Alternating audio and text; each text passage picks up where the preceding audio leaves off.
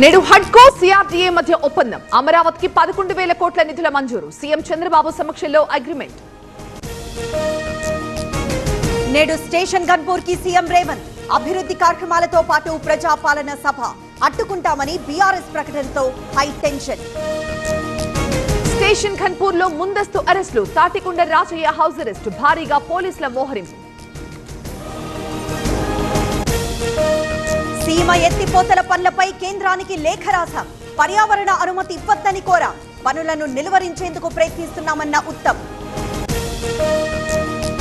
అసభ్య పోస్టులు పెడితే తోలు తీస్తా.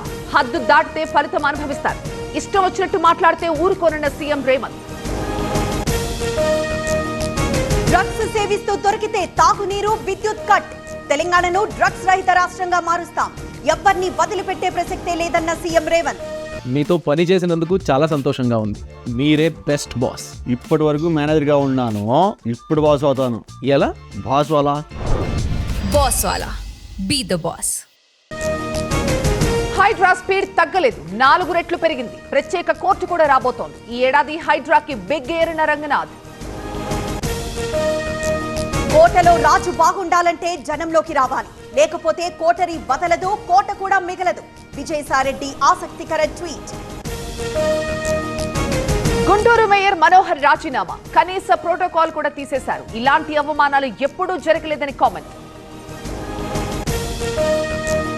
పవన్ ఊసరవెల్లిలా రంగులు మారుస్తున్నారు. గతంలో హిందీని పవన్ తీవ్రంగా వ్యతిరేకించారు. స్టాలిన్ పై వ్యాఖ్యలకు డీఎంకే కౌంటర్.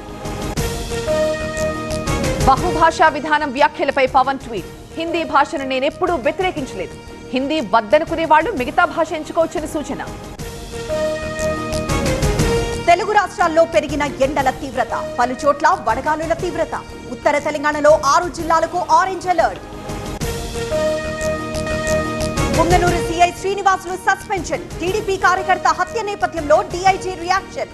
గతంలోనే తనకు ప్రాణహాని ఉందని చెప్పిన రామకృష్ణ. నటి రాణ్యారావు తండ్రి రామచంద్రరావుపై వేటు. తప్పనిసరి సెలవుపై పంపిన కర్ణాటక ప్రభుత్వం. తండ్రి ప్రోటోకాల్తో తనిఖీలు తప్పించుకున్న రాణ్య. కర్ణాటక సర్కార్ వివాదాస్పద నిర్ణయం. కాంట్రాక్టుల్లో ముస్లింలకు 4% రిజర్వేషన్లు. మతపరమైన రిజర్వేషన్లకు వ్యతిరేకమన్న బీజేపీ. ఎల్లుండి కేంద్ర ఉన్నతాధికారులతో ఈసీ భేటీ. ఆధార్తో ఓటర్ కార్డుల లింక్ పై చర్చించే ఛాన్స్. ఇప్పటికే రాజకీయ పార్టీల సూచనలు కోరిన సీఈసీ. ఏప్రిల్లో శ్రీలంకకు ప్రధాని Modi. Sampur solar power station ప్రారంభించనున్న పీఎం. పలు కీలక ఒప్పందాలకు ఛాన్స్.